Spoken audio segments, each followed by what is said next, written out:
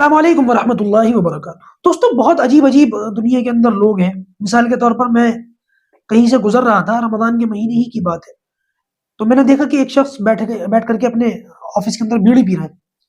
مجھے بڑی حیرانی ہوئی کہ یار یہ بندہ ماشاءاللہ صحت مند سمجھدار، اور اس کے باوجود اس کا روزہ نہیں ہے رمضان جیسے موقع پر۔ تو اس موقع پر تو میں نے ان کو ٹوکنا ضروری نہیں سمجھا، لیکن کچھ ٹائم کے بعد، تھوڑی دیر کے بعد آ کر کے انہوں نے مجھ سے خود کہا، کیونکہ میں نے ان کو دیکھ لیا تھا اور انہوں نے دیکھ لیا تھا کہ میں ان کو دیکھ چکا ہوں، تو مجھ سے آ کر کے کہنے لگے کہ مفتی صاحب، بات دراصل یہ ہے کہ میں روزہ نہیں رکھتا۔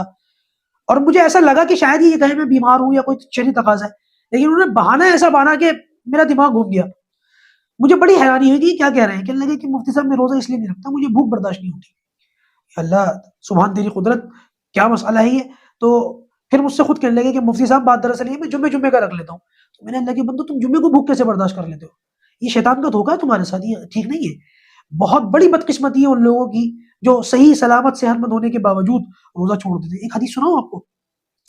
روایت کے اندر یہ ملتا ہے کہ اگر کوئی شخص جان بوجھ کر کے بغیر کسی شرعی عذر کے، بیمار بھی نہ ہو، کوئی شرعی عذر بھی نہ ہو، پھر بھی اگر وہ روزہ چھوڑ دے، اس صورت کے اندر اگر بعد میں اس کو احساس ہو کہ میں نے روزہ چھوڑا ہے، ہائے مجھ سے غلطی ہو گئی، اس احساس کے بدلے میں سب سے پہلے تو اپنے روزے کی قضا کرے، اور قضا کرنے کے بعد پھر اگر یہ چاہے کہ میں کفارے کے طور پر، جو میرا روزہ فرض روزہ چھوٹا تھا، جان بوجھ کر کے میں نے چھوڑا تھا، اب میں سزا کے طور پر، کفارے کے طور پر روزے رکھتے چلا جاؤں، ساری زندگی روزہ رکھے، روزہ نہ رکھے، رکھتا چلا جائے، حتیٰ کہ وہ روزے جو نہیں رکھنے ہیں، عید کے، بقرہ عید کے، ہے نا، عید الفطر کے، عید الاضحیٰ کے، یہ نہیں رکھنے، یہ اس کو بھی رکھ لے، اس کو بھی نہ چھوڑے، اور موت تک روزہ رکھتا چلا جائے، تب بھی وہ جو روزے کی فضیلت تھی، فرض روزے کی جو اس وقت رکھتا، وہ فضیلت اس کو حاصل نہیں ہوگی۔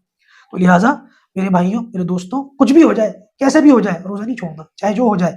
یہ شیطان کا وسوسہ ہے، شیطان کا دھوکہ ہے، اس میں نہیں آنا۔ اللہ تبارک و تعالی ہم سب کے روزے تراویح کی حفاظت فرمائے۔